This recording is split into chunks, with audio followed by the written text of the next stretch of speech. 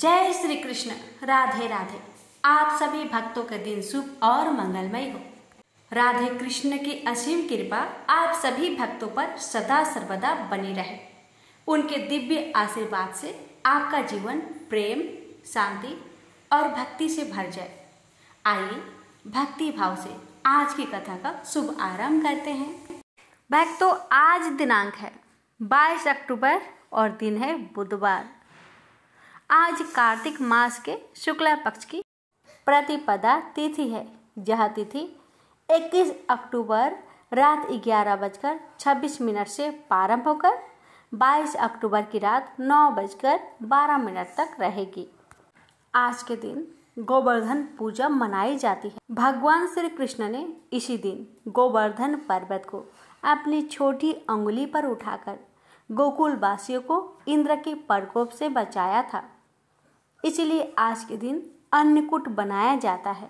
गोवर्धन महाराज की पूजा की जाती है और गायों का पूजन कर गोवर्धन की परिक्रमा की जाती है। तो आइए भक्तों, श्रवण करते हैं आज के दिन की कार्तिक महात्म्य और कथा। प्रेम से बोलिए जय श्री गणेश। तो आइए पहले सुनते हैं गोवर्धन पूजा की कथा। गोवर्धन पूजा में गोधन यानी गायों की पूजा की जाती है।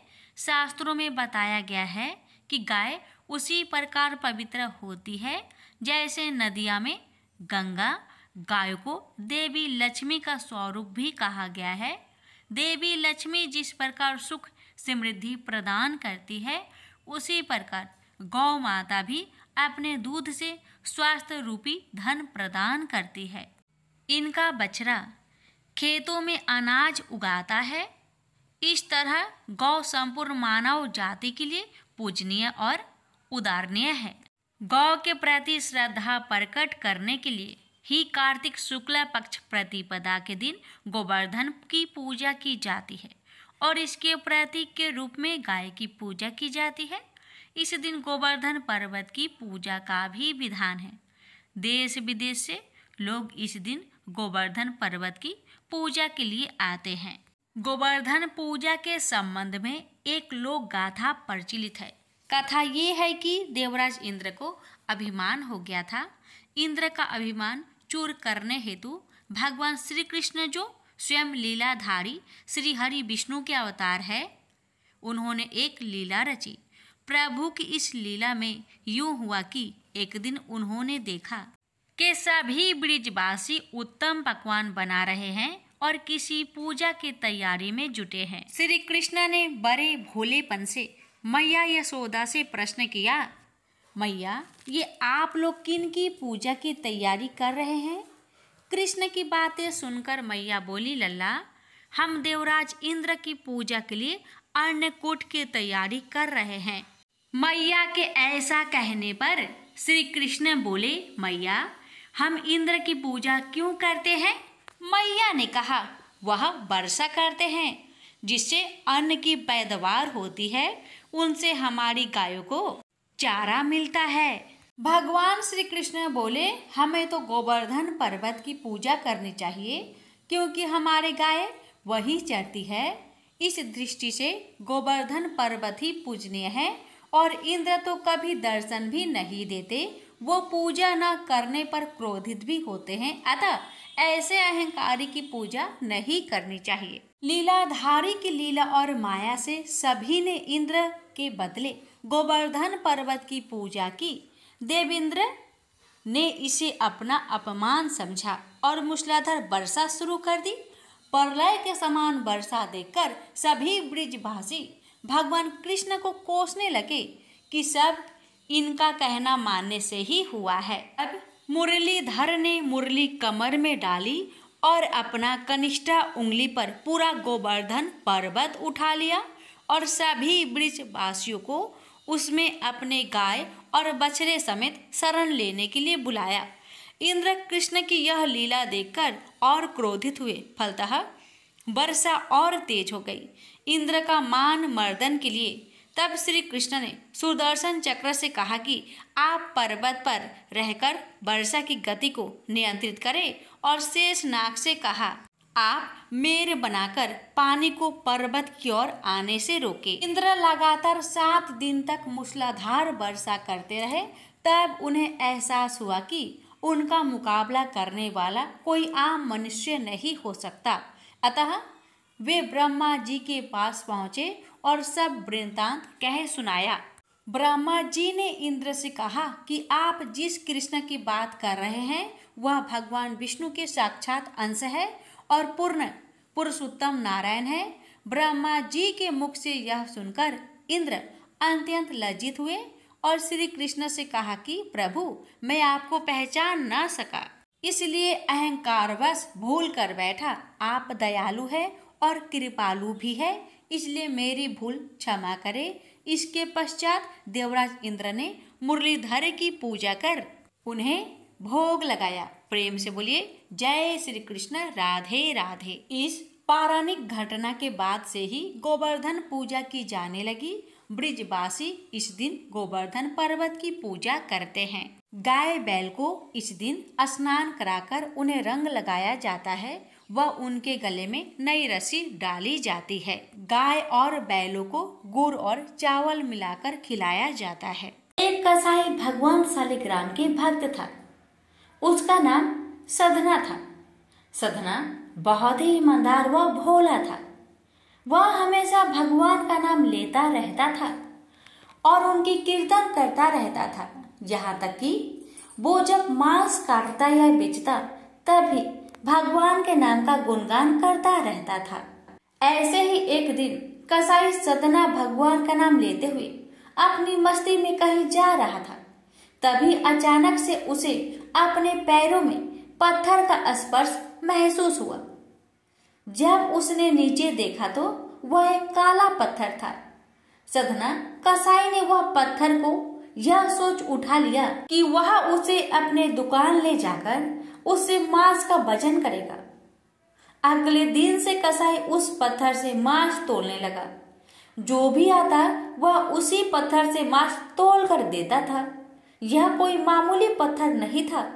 इसकी एक खास यह बात थी कि वह जितना भी वजन करना चाहता है वह काला पत्थर भी उतने ही वजन का हो जाता है।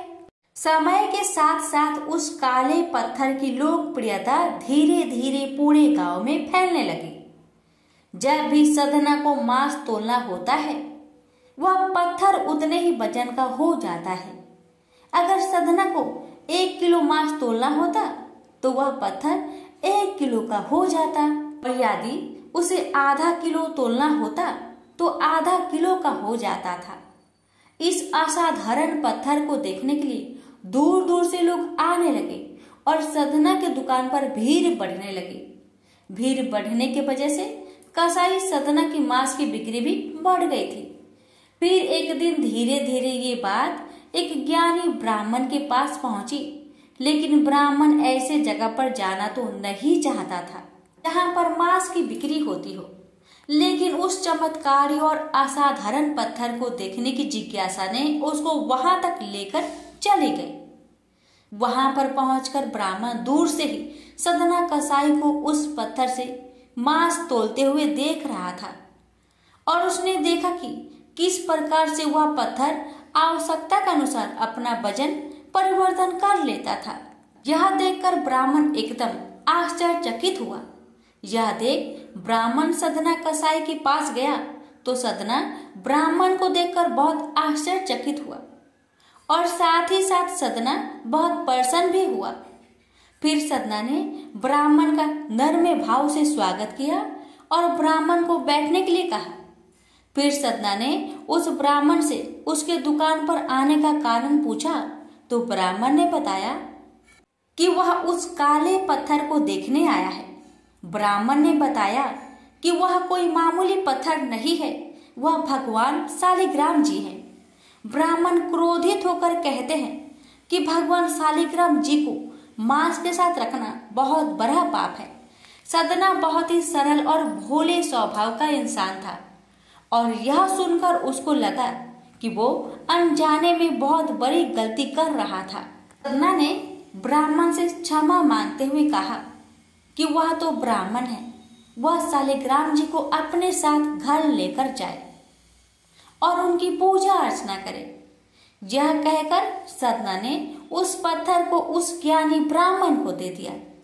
वह ब्राह्मण शालिग्राम जी को बड़े आदर सम्मान से अपने घर ले आए और वहां पर भगवान शालिग्राम जी को स्नान कराया और बड़ी भक्ति भाव से उनकी पूजा पाठ शुरू कर दिया। ऐसे ही कुछ दिन बीत गए। एक दिन रात को ब्राह्मण के स्वप्न में भगवान शालिग्राम जी आए और उन्होंने ब्राह्मण से कहा कि वह उसके सेवा भाव से बहुत प्रसन्न हुए हैं, लेकिन तुम मुझे उस कसाई सदना के पास वापस छोड़ आओ।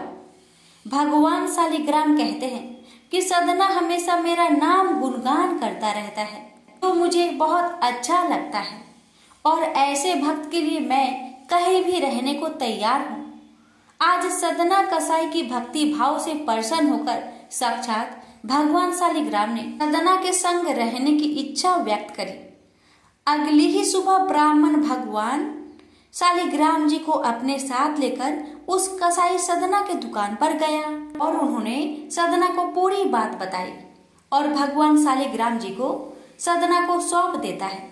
यह सुनकर सदना बहुत प्रसन्न होता है और मन ही मन वह वचन लेता है कि वह आपसे मांस नहीं बेचेगा और वह अपना अधिक से अधिक समय भगवान के नाम लेने और कीर्तन करने में गुजारेगा। अभी मिलकर बोलिए शालिग्राम भगवान की जय। भक्तों, अब श्रवण करेंगे आज की महात्मय कथा। आगे राजा पृथु ने पूछा, हे देवऋषि, अब आप यह कहिए कि भगवान विष्णु ने वहां जाकर क्या किया तथा जलंधर की स्त्री का पतिव्रत कैसे भ्रष्ट हुआ। श्री नारद जी ने कहा, जलंधर के नगर में जाकर भगवान विष्णु ने उसकी पतिव्रता स्त्री वृंदा का पतिव्रत भंग करने का विचार किया। वह उसके नगर में एक उद्यान में जाकर ठहर गए और रात में उसे स्वप्न दिया।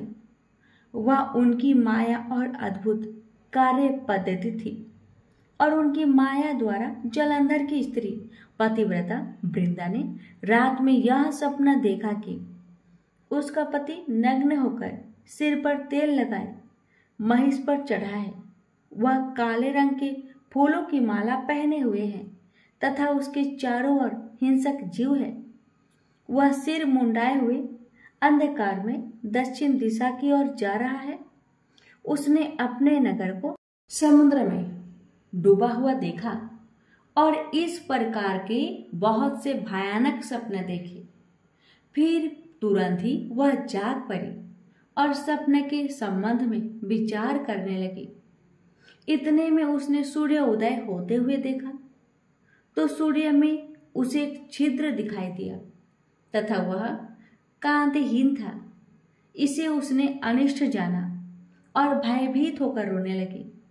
वह छज्जे पर गई, अटारी पर चढ़ी, भूमि पर उतरी, मगर उसे कहीं पर भी शांति प्राप्त नहीं हुई। फिर वह अपनी दो सखियों के साथ लेकर उपवन में गई, परंतु वहां भी उसे शांति प्राप्त नहीं हुई। फिर वह जंगल में निकल गई, पर वहां भी उसे चैन न आया। वन में उसने सिंह के समान दो भयंकर राक्षसों को देखा, जिससे वह अत्यंत भयभीत होकर वहां से भागने लगी। उसी समय वहां अपने शिष्यों सहित एक तपस्वी आ गए तो वृंदा उसके पैरों को हाथ लगाकर उससे अपनी रक्षा के लिए याचना करने लगी। मुनि ने अपनी एक ही हुकार से उन दोनों राक्षसों को वहां से भगा दिया। वृंदा को आश्चर्य हुआ और वह भय से मुक्त हो मुनि को हाथ जोड़कर प्रणाम करने लगी और कृतज्ञता का ज्ञापन किया। फिर उसने मुनि से अपने युद्धरत पति के संबंध में उसकी कुशल क्षेम का प्रश्न किया। मुनि ने मौन हो गए और आगे पीछे देखकर कुछ कहना चाहा कि उसी समय दो बानर उनके पास आ हाथ जोड़कर खड़े हो गए। जैसे ही मुनि ने भुकुटी का संकेत किया तो वह उड़कर आकाश में चले गए।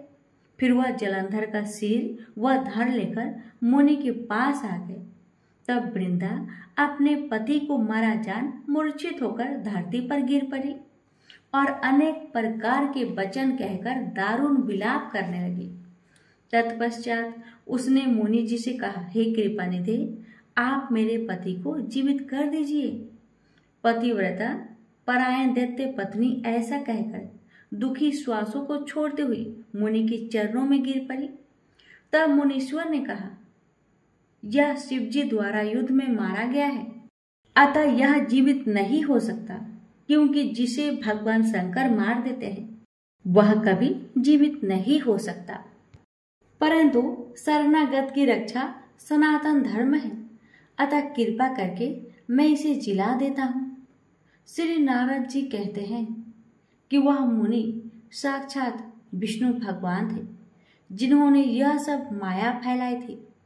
वह वृंदा के पति को जीवित करके अंतर्ध्यान हो गए। जलंधर ने उठकर वृंदा का आलिंगन किया और उसका मुंह चूमा। वृंदा भी पति को जीवित देखकर बहुत खुश हुई और अब तक हुई सब बातों को सपना समझा। इसके पश्चात वृंदा सकाम हो बहुत दिन तक अपने पति के साथ विहार करती रही।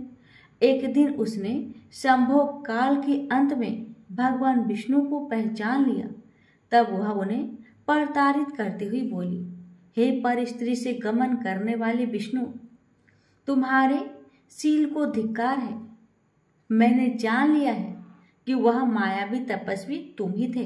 हे राजन, ऐसा कहकर क्रोध हो पतिव्रता ने अपने तेज को प्रकट करते हुए श्राप दिया, जो तुमने अपनी माया से 2 राक्षस मुझको दिखाए थे, वही दोनों राक्षस किसी समय तुम्हारी भी स्त्री का हरण करेंगे और उसके विरह में दुखी होकर तुम वानरों की सहायता से वन में भ्रमण करोगे और वह सर्वेश्वर जो इस समय तुम्हारा शिष्य बना हुआ है वह वहां पर तुम्हारा साथी रहेगा। ऐसा कहकर पतिव्रता वृंदा भगवान विष्णु के लाख माना करने पर भी अग्नि में प्रवेश कर गई। ब्रह्मा आदि देवता आकाश से उसका प्रवेश देखते रहे। वृंदा के शरीर का तेज श्री पार्वती जी के शरीर में चला गया और आकाश में जय जयकार होने लगी। पतिव्रत धर्म के प्रभाव से वृंदा ने मुक्ति प्राप्त की। भक्तों, आज की यह अध्याय यहीं पर समाप्त हो रही है। प्रेम से बोलिए ओम नमः शिवाय, हर हर महादेव। लक्ष्मीपति विष्णु भगवान की जय। श्रीमद् भगवद गीता पाठ 16वां अध्याय महात्म्य सहित। श्री कृष्ण जी बोले, हे भारत, अभय, शुद्ध सतोगुण होना, योग, निष्ठा, दान, इंद्रिय दमन, यज्ञ कराना, तप, सरलता, अहिंसा, सत्य, अक्रोध, त्याग, शांति व चुगली करना, ये सब प्राणियों पर दया, तृष्णा से बचन, कोमल स्वभाव, चंपलता को त्याग, तेज, क्षमा, धृत, पवित्रता, देश रहित, अभिमान न करना, देवी संपत्ति के सम्मुख जन्म करने वालों को सब गुण मिलते हैं। हे पार्थ, दंभ, दर्प, अभिमान, क्रोध, कटु भाषण और अज्ञान, ये सब आसुरी संपत्ति की सम्मुख जन्म लेने वाले को प्राप्त होते हैं। हे पांडव, देव संपत्ति मोक्ष और आसुरी संपत्ति बंधन का कारण होती है।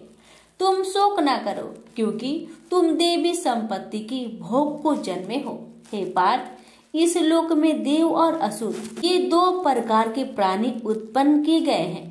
धर्म में प्रवृत्ति तथा अधर्म में निवृत्ति। असुर लोग नहीं जानते, उनमें न सोच, न आचार और न सत्य ही है। उनके मन में जगत की उत्पत्ति का कारण काम से प्रेरित स्त्री पुरुष के संयोग के अतिरिक्त और कुछ नहीं है। मलिन आत्मा, अल्प बुद्धि, दारुण कर्म करने वाले इस संसार को नष्ट करने के हेतु पैदा होते हैं और दुष्ट कर्म के आश्रित होकर वे दंभी, मान और मद के युक्त पुरुष नीच कर्म में प्रवृत्त होते हैं। वे मृत्यु प्रयत्न चिंता से ग्रसित है। कामोपभोग ही सब कुछ है, इसी को सर्वत्र मानते हैं। वे अनेक कल्पनाओं से मोह रूपी बंधन में फंसे हुए हैं। विषय भोग से आसक्त लोग रौरव नरक में गिरते हैं। जो अपनी बड़ाई आप करते हैं, धन्य धान के पद में चूर रहते हैं, शास्त्रोक्त विधि छोड़कर केवल नाम के लिए यज्ञ करते हैं, अहंकार, बल, घमंड, काम एवं क्रोध से युक्त है, अपनी तथा औरों की देह में स्थित मुझसे देश रखते तथा मेरी निंदा करते हैं। इन देश करने वाले क्रूर और अधम पापियों को मैं संसार की असुरी योनियों में डालता हूँ। हे कौतन्य, जन्म जन्म में असुरी योनि पाकर वे मूर्ख मुझको पाए बिना ही अंत में अधम गति को प्राप्त होते हैं। काम, क्रोध तथा लोभ यह 3 नरक के द्वार है जो आत्मा को नाश करते हैं। इस कारण अधोगति में ले जाने वाले इन तीनों को त्याग देना चाहिए।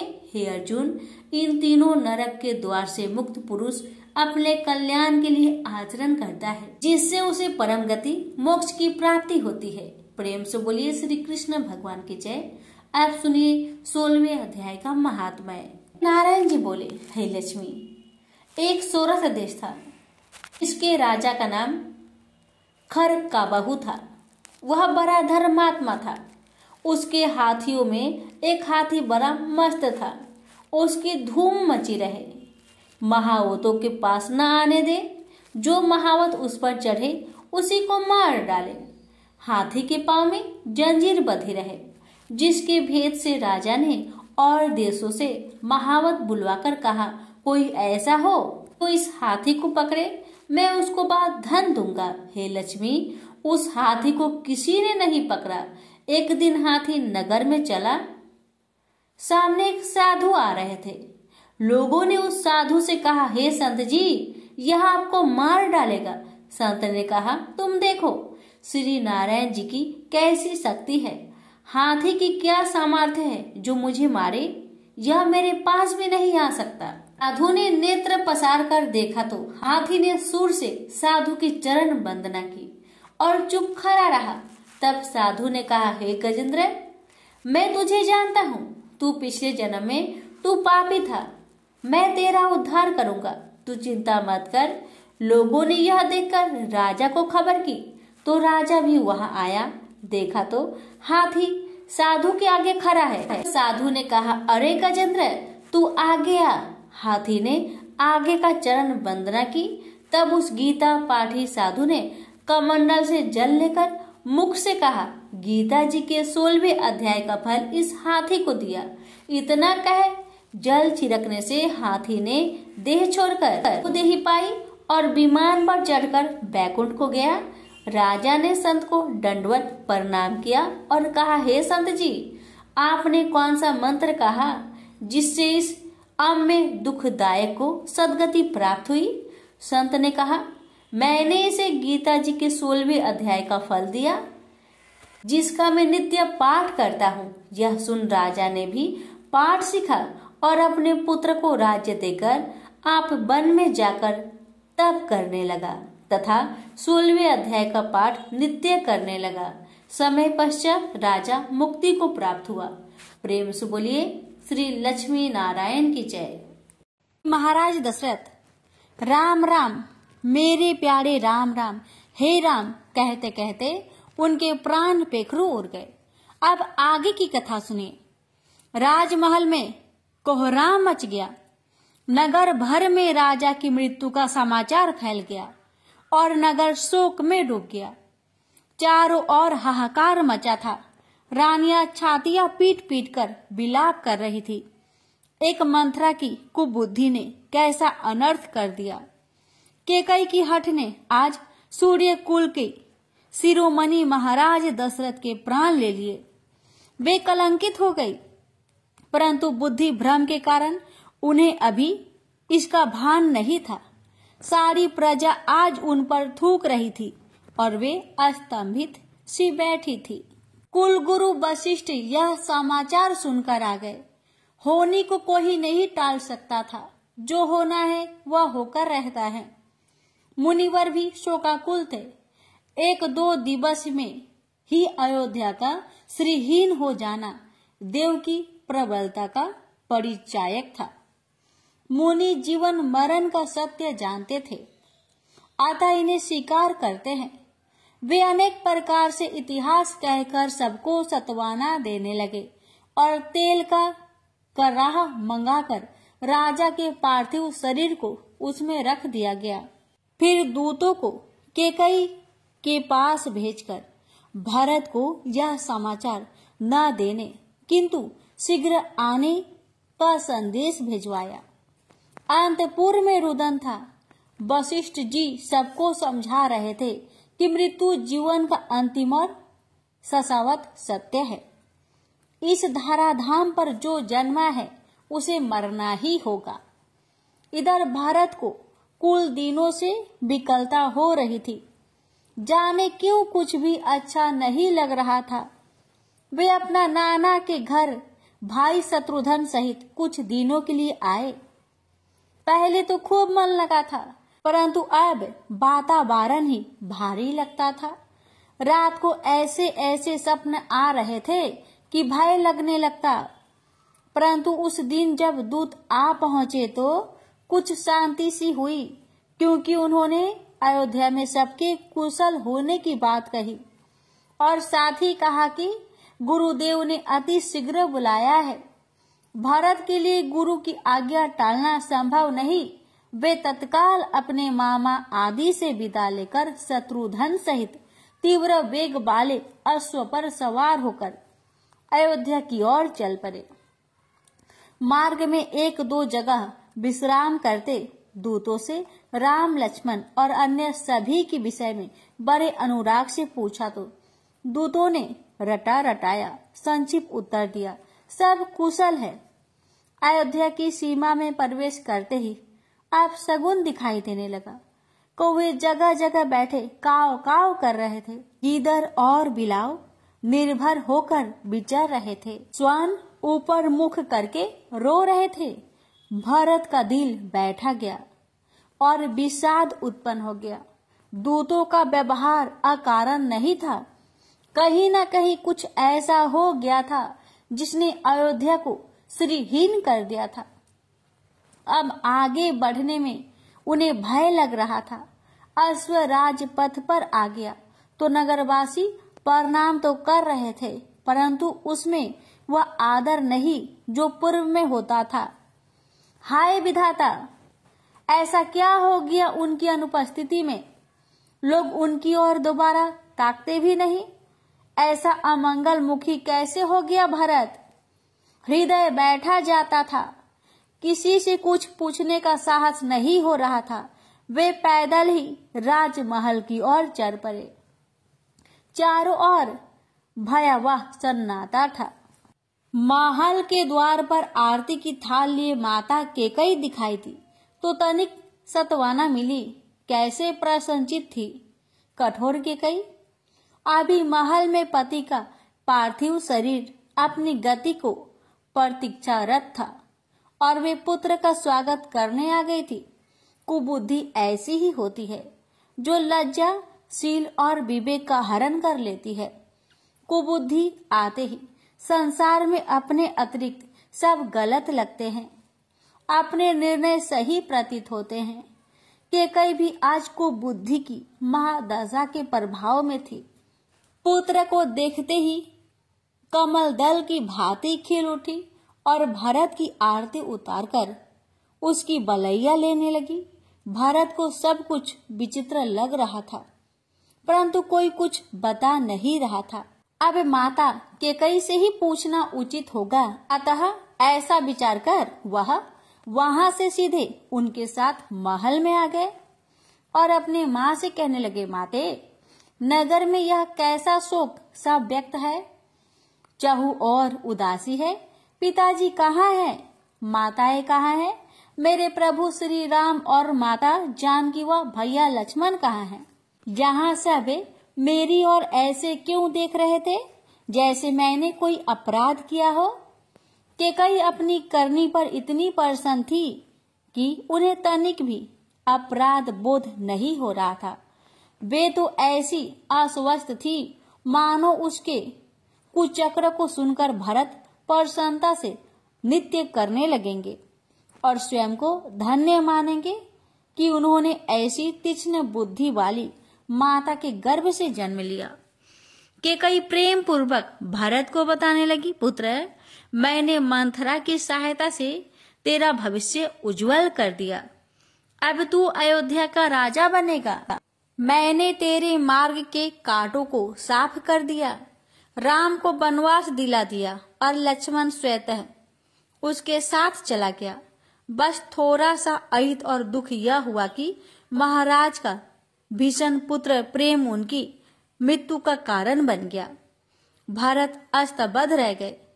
उन्हें माता के रूप में समस्त कुल को कलंकित करने वाली काली मां सामने खड़ी दिखाई दे रही थी।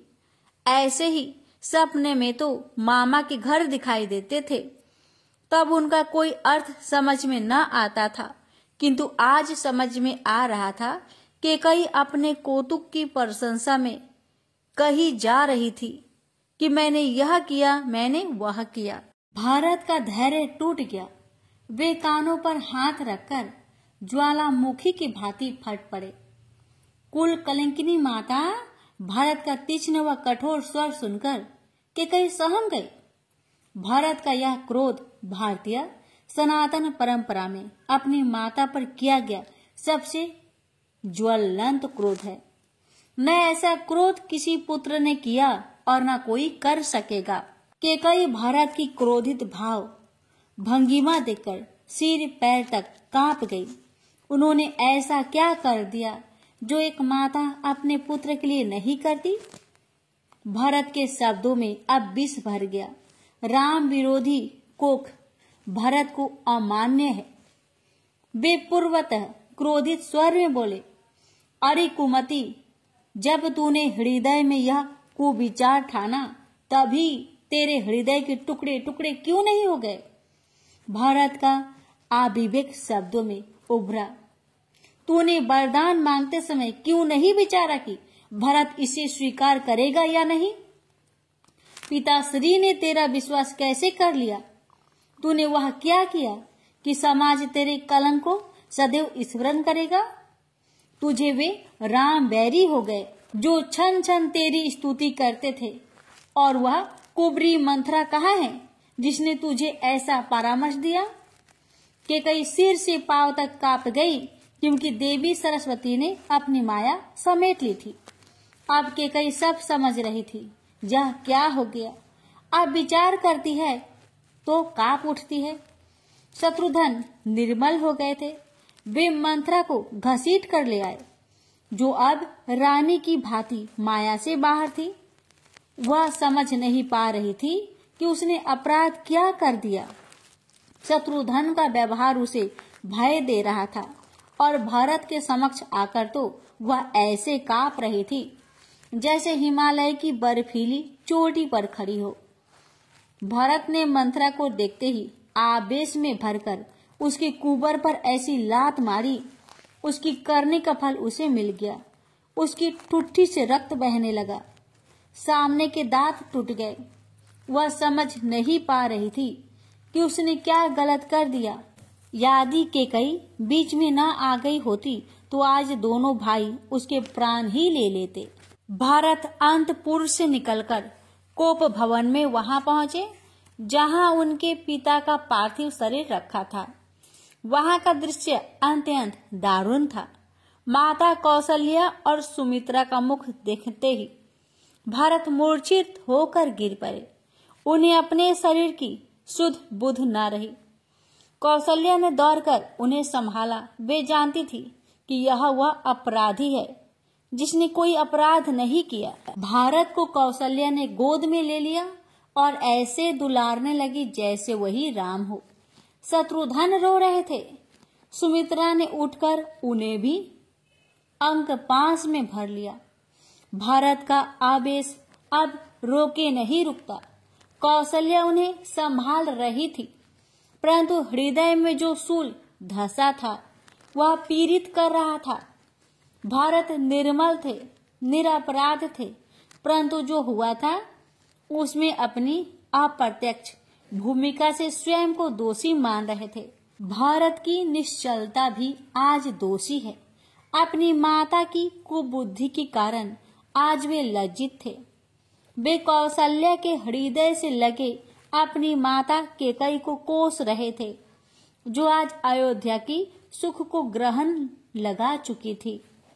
कौशल्या ने भरत को समझाया कि यह सब देव का प्रकोप है और ऐसे समय अच्छे अच्छे की बुद्धि भ्रष्ट हो जाती है। देव किसी न किसी को निमित्त बनाता ही है। भरत का राम के प्रति प्रेम अवर्णनीय है और यह सारा राज्य जानता था। राम भी भरत को अत्यधिक प्रेम करते थे। राम के लिए भरत प्राण थे। फिर भी आज भरत का स्नेह कैकेयी के कृत्य ने संदेहास्पद कर दिया। अब कैकेयी को भी बोध हो गया था कि उसने क्या कर दिया था और अपने अपराध बोध से वे इतनी ग्रस्त थी कि पाषाण की प्रतिमा बन गई थी। पुत्र द्वारा तिरस्कार ऐसा दंड है जो उन्हें खाए जा रहा था। अब वो किसी को मुख कैसे दिखाए? वह कौन महसूस घड़ी थी जब उनके हृदय में कुविचार उठे थे। राम तो उन्हें भी प्राण प्रिय थे, भरत से भी अधिक। फिर उनके प्रति ऐसा निर्दयता क्यों दिखाई? अपयश का यह भार अब कभी न हटेगा।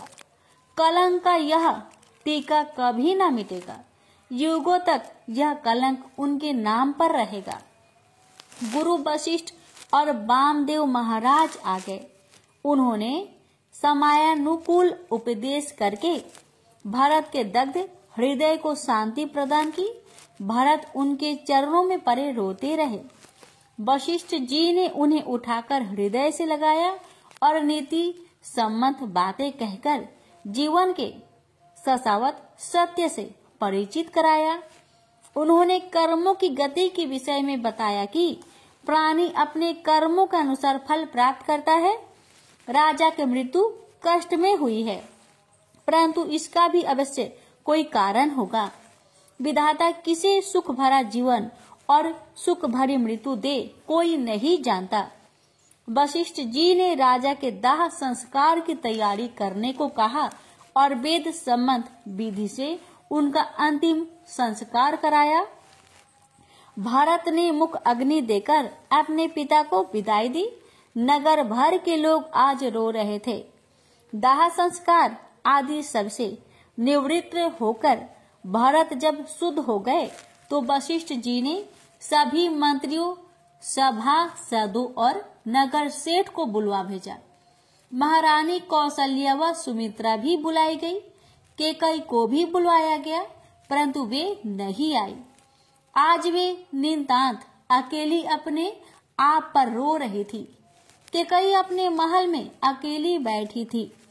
संभवतः कोई उनका मुख नहीं देखना चाहता और वे स्वयं भी यही चाहती थी। वशिष्ठ जी, कौशल्या, सुमित्रा जानते थे कि इसमें कैकेयी का कोई दोष नहीं है, क्योंकि अयोध्या पर समय ही प्रतिकूल था। वशिष्ठ जी ने भरत को पास बैठाकर यही सब समझाया कि इस जीव जगत में लाभ हानि, जीवन मरण और यश अपयश विधाता के हाथ में है। इसमें मनुष्य कुछ नहीं कर सकता। पिता की मृत्यु का दुख तो होगा, परंतु उसका सोच न करना चाहिए। राजा दशरथ सोच करने योग्य नहीं है। सोच तो उसका किया जाता है जो कुमार्गी छल कपटी हो। वशिष्ठ जी भरत को शशन भार संभालने का निर्देश देते हैं। जैसे कि उनके पिता का वचन था, भरत को राज्य मिलना राजा के वचन को पूरा करने वाला था। अतः भरत को सच्चे पुत्र की भांति पिता की आज्ञा का पालन करना चाहिए। राम ही सिंहासन के अधिकारी है, भरत का स्पष्ट विचार है। वे यह सोचकर विचलित है कि यदि वे सिंहासन को स्वीकार करते हैं तो यह उस संदेह को बल देने वाली स्वीकारोक्ति होगी कि भारत ने भी अपनी कुमाता कैकेयी का अप्रत्यक्ष समर्थन किया। बड़ी दुविधा में फंस गए थे। भरत एक तरफ पिता का वचन है और दूसरी तरफ लोक व्यवहार। मुनीश्वर उनकी दुविधा समझ गए और उन्हें समझाया कि पिता के वचन को पूरा करने के लिए ही तो राम ने वन जाना स्वीकार किया है। परशुराम ने पिता के आदेश पर माता का शीश काट लिया था। पिता की इच्छा पर याताती के पुत्र ने अपने पिता को अपनी जवानी देकर स्वयं वृद्ध हो गया था। संसार में माता पिता से बढ़कर कुछ नहीं होता। महारानी कौशल्या भी भरत को इसी प्रकार समझा रही थी कि अब सब सोच विचार का त्याग करके उन्हें प्रजा पालन करना चाहिए। रिक्त सिंहासन पर शत्रुओं की कुदृष्टि पड़ सकती है और इससे अयोध्या की प्रतिष्ठा और भी गिर जाएगी। यह तो देव द्वारा दिया गया कष्ट था जिसे समय धीरे धीरे भुला देगा, परंतु यदि अयोध्या किसी के अधीन हो गई तो रघुकुल कलंकित हो जाएगा। भरत ने गुरु और माता की बात ध्यान पूर्वक सुनी और फिर हाथ जोड़कर कहा कि वे श्री राम के बिना अपूर्ण हैं और उनकी भी मुझ पर बड़ी प्रीति है। क्या अच्छा हो कि उनकी विनती सुनकर प्रभु लौट आए। भरत की यह बात सबको अच्छी लगी। राम के हृदय में भरत के लिए विशेष स्थान है, यह सभी जानते थे। यदि वह स्नेह राम को लौट आने के लिए प्रेरित कर सकता है तो प्रयास करने में कोई आपत्ति नहीं। वशिष्ठ और सुमंत मानते थे कि राम की दृढ़ता स्नेह बंधनों को नहीं मानती, परंतु भारत का आग्रह व विनती भी अपनी जगह ठीक थी। सबने सहमति दे दी। भरत राम को लेने वन जा रहे हैं। यह समाचार सारे नगर में फैल गया तो नगरवासी भी तैयार होने लगे। अयोध्या में फिर से उत्साह का संचार हो गया और घर घर सवारियां सजने लगी। अगले दिन जाना निश्चित हुआ। भारत ने पीछे अयोध्या की सुरक्षा के लिए विश्वास पात्र मंत्रियों और योद्धाओं का चयन कर लिया था। क्या पता शत्रु अयोध्या को सुनी जानकर आक्रमण कर दे। श्री राम का राज तिलक वन में ही कर दिया जाएगा। ऐसा विचार कर वह सब सामग्री भी साथ ले जाने का निर्णय हो गया जो राज तिलक के लिए मंगाई गई थी। सब जा रहे थे और केकई अपने कक्ष में पछता रही थी। ऐसे समय में महारानी कौशल्या और सुमित्रा ने उदारता और आपन तत्व का परिचय दिया और केकई की कक्ष में पहुंची। केकई ने बिलख कर अपना मुख हाथों से ढक लिया, मानो अपना मुख उन्हें दिखाना ही नहीं चाहती हो।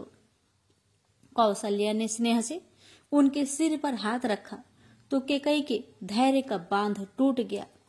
वे कौशल्या के चरणों से लिपट गई और अपने आप को कोसने लगी। पतिता, कुलटा, पापिनी, रामद्रोही, पुत्रद्रोही, पति भक्षण आदि न जाने क्या क्या कहकर अपने आप को कोसने लगी।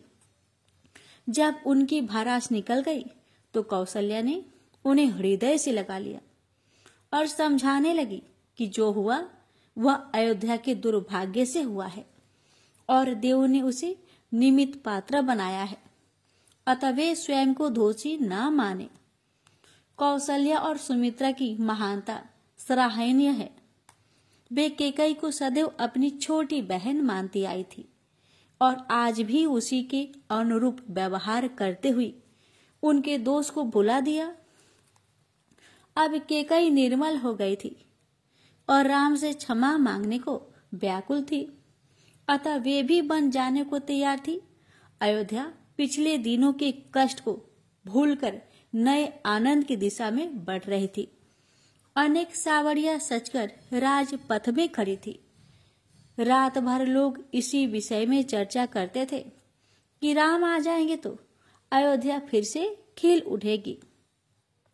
जितना संताप अयोध्या वासियों ने सहा था वह राम के आने से दूर हो जाएगा। बूढ़ों और बच्चों को घर पर ही रहना होगा। गर्भवती स्त्रियों को भी जाने की अनुमति नहीं थी। उन्हें भी नहीं ले जाया जाएगा।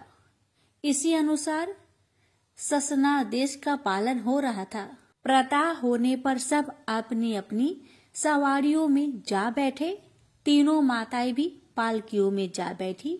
मुनि वशिष्ठ अपने रथ पर सवार हो गए। सभी ब्राह्मण रथों पर बैठ गए। अनेक नगरवासी पैदल ही चलने को तैयार थे। अब भरत और शत्रुघ्न आए तो भरत ने पैदल चलने वालों के संग चलना स्वीकार किया। शत्रुघ्न भी उनका अनुसरण करने लगे। अपने प्रिय भारत को पैदल चलता देख सभासद भी रथ से उतरकर पैदल चलने लगे। यह देखकर गुरु वशिष्ठ ने भारत को समझाया कि यदि वे पैदल चलेंगे तो सभी पैदल चलेंगे और इससे सावरियों की गति भी बंधित होगी। गुरु की आज्ञा मानकर भारत पहले तो पैदल चलने वाले के लिए सवारी की व्यवस्था करने लगे और फिर दोनों भाई रथ पर सवार हो गए। राम दर्शन की लालसा सबके हृदय में हिलोर ले रही थी। पहला पड़ाव तमसा के तट पर हुआ, जहां पहले से ही कई अयोध्यावासी परे हुए थे, जो राम के साथ आए थे और जिन्हें राम सोते हुए छोड़ चले गए थे। तब से उन्होंने वही डेरा डाल दिया है। अब अपने पूर्ववासियों से मिलकर सब खुश थे। भरत उनकी राम भक्ति पर गदगद हो गए। राम के प्रति ऐसा स्नेह वे लोग तो भरत से भी आगे निकले। भरत ने उन सबको प्रणाम किया, फिर उस स्थान की रज ली जहां राम बैठे थे। उन लोगों ने उस स्थान की बालू एकत्र करके प्रतीकात्मक राम बना लिए थे। कैसी श्रद्धा थी उनकी राम में। राम रज को मस्तक पर धारण कर भरत धन्य हो गए। वहां से प्रातः काल चलकर उन्होंने गोमती के तीर पर पड़ाव किया। वशिष्ठ जी व अन्य ब्राह्मणों के साथ जनक जी भी थे, जो राजा दशरथ के मृत्यु शोक में रानी सुनैना सहित अयोध्या आए थे और अब उन सबके साथ ही राम दर्शन को जा रहे थे। जनक जी अंतर्ज्ञानी थे, वे विदेह थे, देह में रहकर भी देह से निर्लिप्त, राजा होकर भी ऋषि थे। वे सुंदर सुंदर आख्यानों से सबको हर्षित कर रहे थे। अगले दिन भारत और अयोध्या वासी श्रृंगवेरपुर के पास जा पहुंचे। निषाद राज गुहा को सूचना मिली कि भरत जी सेना सहित वन की ओर जा रहे हैं, तो वे उन्हें संदेह होने लगा कि कहीं भारत का यह सैन्य अभियान प्रभु राम के विरुद्ध तो नहीं। निष्कट राज्य के लिए राजकुलों में ऐसी षड्यंत्र होते रहते हैं। निषाद राज को राम ने मित्र माना था, तो मित्र के हित की बात ही सोचना स्वाभाविक था। उसने अपने लोगों को एकत्रित किया और सभी नाव छुपा देने व अस्त्र शस्त्र संभाल लेने को कहा। वे राम की रक्षा में प्राण भी देने को तैयार हो गए। वन्य जातियों, ये लोग बड़े युद्ध प्रिय और लड़ाके होते हैं। उनके पारंपरिक अस्त्र शस्त्र भी बड़े घातक थे। सभी रामचंद्र जी के अनन्य भक्त थे और रामद्रोही का सामना करके प्राण देने व लेने में हिचकेंगे नहीं। सब प्राणपण से झूलने को तैयार थे। तभी एक अनुभवी व वृद्ध निषाद ने शकुन विचार कर कहा, भरत श्री राम को मानकर अयोध्या ले जाने आए हैं। शकुन ऐसा कह रहा है कि इसमें किसी प्रकार का विरोध नहीं है, हमें भरत जी से मिलना चाहिए। निषाद राज को वृद्ध की बात उचित लगी। बिना विचारे निर्णय लेना कभी ठीक नहीं होता। बूढ़े ने समय पर चेता दिया था। भरत का स्वभाव और उद्देश्य जाने बिना युद्ध की तैयारी करना मूर्खता थी। वह अपने ये धाव को मोर्चे पर खड़ा करके भरत जी से मिलने चल पड़ा। अपार जन समूह था, पालकियां भी थी। शंका कम हुई, युद्ध में स्त्रियों का क्या काम। मुनि वशिष्ठ दिखाई दिए और निषाद राज ने जय श्री राम कहकर दंडवत होकर प्रणाम किया। राम का प्रिय जानकर वशिष्ठ जी ने उसे आशीर्वाद दिया और भरत के पास भेजा। निषाद राज ने भरत को प्रणाम किया तो भरत ने रथ से उतरकर उसे हृदय से लगा लिया। राम भक्त ने राम भक्त को बिना परिचय पाए ही जान लिया था। निषाद राज विहल हो गए। उस भील असभ्य को जैसे राम ने मान दिया वैसे ही भरत ने भी दिया। वह अपनी मूर्ख सोच पर मन ही मन पछता रहा था। निम्न बुद्धि जो ठहरा उसने सभी माताओं को प्रणाम कर आशीर्वाद पाया। अब निषाद राज उनके स्वागत सत्कार में जुट गया। उसके लोग बड़े उत्साह में उसकी आज्ञा का पालन कर रहे थे। स्त्रियां माताओं के पैर दबा रही थी। टोकरी भर भर कर फल लाए जा रहे थे। दूध, शहद, मेवा, मिष्ठान आदि से अयोध्या वासियों को सप्रेम भोजन कराया जा रहा था। मुनि वशिष्ठ प्रसन्न थे कि कल तक मालिन हो रहे मुखों पर आज आनंद था। निषाद राज भरत के समीप बैठे श्री राम का गुणगान कर रहे थे। रात भर यही आनंद रहा। प्रेम से बोलिए सियावर रामचंद्र की जय। प्यारे भक्तों, आज की कथा यहीं पर समापन हो रहा है। आगे की कथा अगले वीडियो में श्रवण करेंगे। प्रेम से बोलिए जय श्री राम। लापसी तपसी की कथा। एक लापसी था, एक तपसी था। तपसी हमेशा भगवान की तपस्या में लीन रहता था। लापसी रोजाना सवा सेर की लापसी बनाकर भगवान का भोग लगाकर जीम लेता था। एक दिन दोनों लड़ने लगे। लापसी बोला, मैं रोज भगवान की तपस्या करता हूँ इसलिए मैं बड़ा हूँ। लापसी बोला कि मैं रोज भगवान को सवा सेर लापसी का भोग लगाता हूँ इसलिए मैं बड़ा हूँ। नारद जी वहां से गुजर रहे थे। दोनों को लड़ता देखकर उनसे पूछा कि क्यों तुम लड़ रहे हो। लापसी ने खुद को बड़ा होने का कारण बताया और तपसी ने अपना कारण बताया। नारद जी बोले, तुम्हारा फैसला मैं कर दूंगा। दूसरे दिन लापसी और तपसी नहाकर अपनी रोज की भक्ति करने आए तो नारद जी ने छुपकर 1.25 करोड़ की एक एक अंगूठी उन दोनों के आगे रख दी। तपसी की नजर जब अंगूठी पर पड़ी तो उसने चुपचाप अंगूठी उठाकर अपने नीचे दबा ली। लापसी की नजर अंगूठी पर पड़ी लेकिन उसने ध्यान नहीं दिया। भगवान को भोग लगाकर लापसी खाने लगा। नारद जी सामने आए तो दोनों ने पूछा कि कौन बड़ा। तो नारद जी ने तपसी को खड़ा होने को कहा। वो खड़ा हुआ तो उसके नीचे दबी अंगूठी दिखाई पड़ी। नारद जी ने तपसी से कहा, तपस्या करने के बाद भी तुम्हारी चोरी करने की आदत नहीं गई इसलिए लापसी बड़ा है और तुम्हें तुम्हारी तपस्या का कोई भी फल नहीं मिलेगा। तपसी शर्मिंदा होकर माफी मांगने लगा। उसने नारद जी से पूछा, मुझे मेरी तपस्या का फल कैसे मिलेगा। नारद जी ने कहा, यदि कोई गाय और कुत्ते की रोटी नहीं बनाएगा तो फल तुझे मिलेगा। यदि कोई ब्राह्मण को भोजन करवाकर दक्षिणा नहीं देगा तो फल तुझे मिलेगा। यदि कोई साड़ी के साथ ब्लाउज नहीं देगा तो फल तुझे मिलेगा। यदि कोई दिए से दिया जलाएगा तो फल तुझे मिलेगा। यदि कोई सारी कहानी सुने लेकिन तुम्हारी कहानी नहीं सुने तो फल तुझे मिलेगा।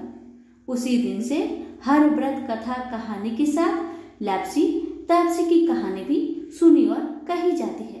प्रेम से बोलिए लक्ष्मी नारायण की जय। अब सुनिए तुलसी चालीसा पाठ और आरती। जय जय तुलसी भगवती सत्यवती सुखदानी।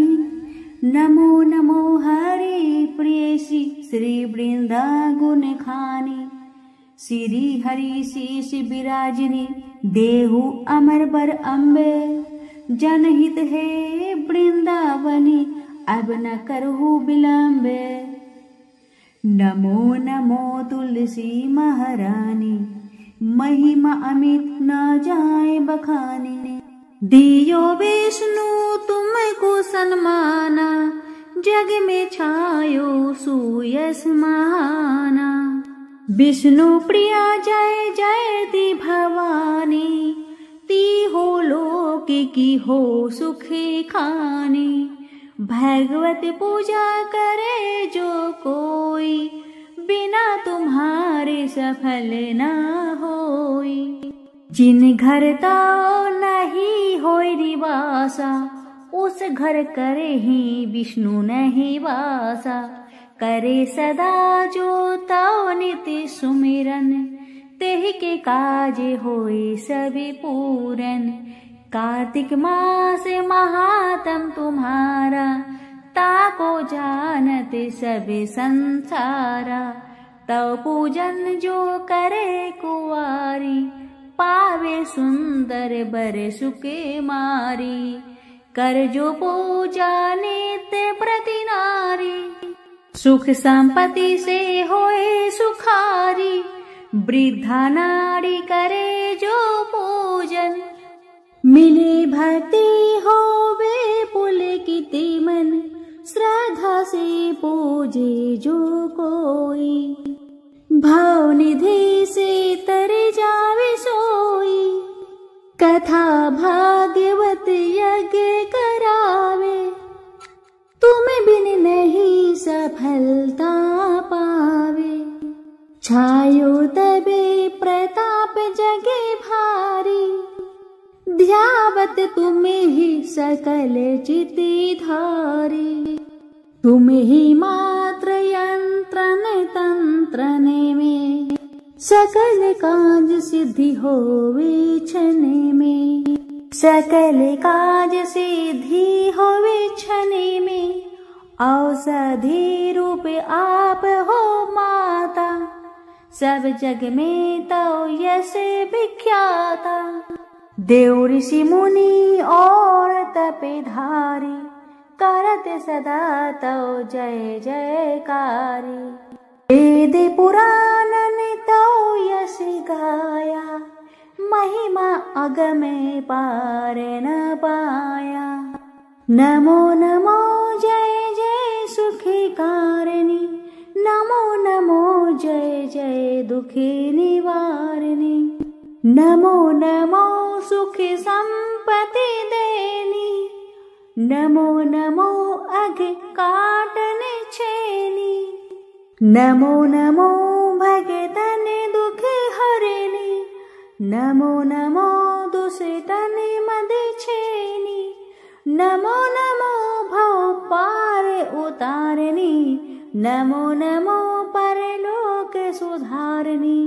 नमो नमो निज भक्त उबारने, नमो नमो जन काज सवारनी। नमो नमो जय कुमति नसावनी, नमो नमो सब सुख उपजावनी। जयति जयति जय तुलसी माई, ध्याओ तुमको शीस नवाई। निज जन जनी मोहि अपनाओ, बिगड़े कारज आप बनाओ। करो विनय में मात तुम्हारी, पूरन आशा करहु हमारी। शरण चरण कर जोरी मनाओ, निस दिन तेरे ही गुण में गाऊं। करहु मात अब मोह पर दाया, निर्मल होई सकल मम काया। मांगो मात यहाँ पर आप दीजे, सकल मनोरथ पूरन कीजे। जानो नाही कुछ नेम आचारा, क्षम हो मात अपराध हमारा। 12 मास करे जो पूजा, तासम जग में और न दूजा। प्रथम ही गंगा जल मंगावे, फिर सुंदर स्नान करावे। चंदन आछत पुष्प चढ़ावे, धूप दीप ने वधे लगावे, करे आचमन गंगा जल से, ध्यान करे हृदय निर्मल से, पाठ करे फिर चालीसा की, स्तुति करे माते तुलसा की, जह विधि पूजा करे हमेशा, ताके तन नहीं रहे कलेशा, करे मास कार्तिक का साधन, शोभे नीत पवित्र सिद्धि हुई जाहि, है यह कथा महासुखदाई, पढ़े सुने सो भव तर जाई, जह श्री तुलसी चालीसा, पाठ करे जो कोई, गोविंद सो फल पावही, जो मन की इच्छा हो। अब सुनिए तुलसी माता की आरती।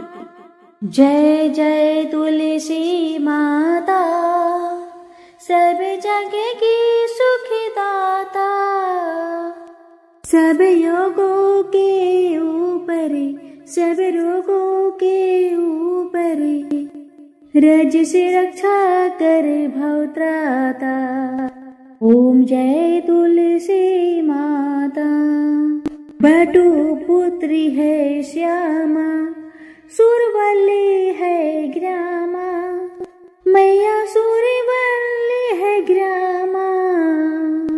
विष्णु प्रिय जो नर तुमको सेवे, विष्णु प्रिय जो नर तुमको सेवे, सो नर तर जाता।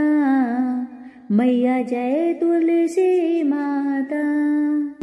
हरि के शीश विराजत, त्रिभुवन से हो वंदित, मैया त्रिभुवन से हो वंदित। पतित जनों की तारिणी, पतित जनों की तारिणी, तुम हो विख्याता। जय जय तुलसी माता। लेकर जन्म भी जन्म में, आई दिव्य भवन में, मैया आई दिव्य भवन में। मानव लोक तुम्हीं से, मानव लोक तुम्हीं से, सुख संपत्ति पाता। मैया जय तुलसी माता। हरि को तुम अति प्यारी, श्याम वरण सुकुमारी। मैया श्याम वरण सुकुमारी। प्रेम अजब है उनका, प्रेम अजब है उनका, तुमसे कैसा नाता। जय जय तुलसी माता। हमारी विपद हरो तुम, कृपा करो माता। मैया जय जय तुलसी माता। जय जय तुलसी माता। मैया जय जय तुलसी माता। सब जग की सुखदाता, सबकी वर माता। जय जय तुलसी माता। मैया जय जय तुलसी माता।